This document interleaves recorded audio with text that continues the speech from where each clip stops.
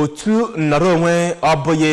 gọọmenti nwe bụ Peace Fund agago n'iru wee mee njem mkpọtụrụ onye kọmishọna okwu gbasara mgbasa ozi dị n'aka na steeti a bụ Dr. Law Mefo n'ụlọ ọrụ ya n'Awka bụ isi obodo Anambra steeti ka Kenechukwu Chukwudị kọrọ gị ka mkpọtụrụ a si wee gaa.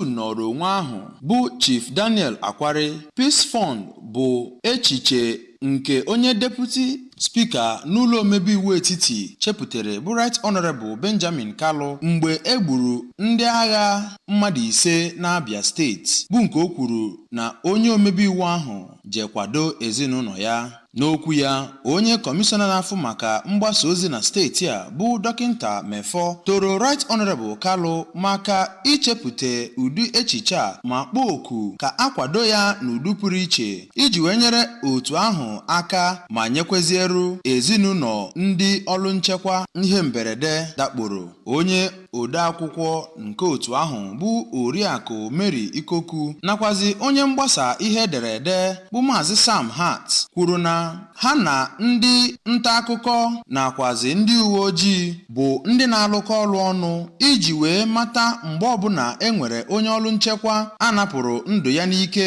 n'ebe ọ na-arụ ọrụ iji wee wote ma gbakwazie mbọ wee kpọtụrụ ndị ezinụlọ ahụ iji wee kwado ha n'ebe ọbụla ha nwere ike ya.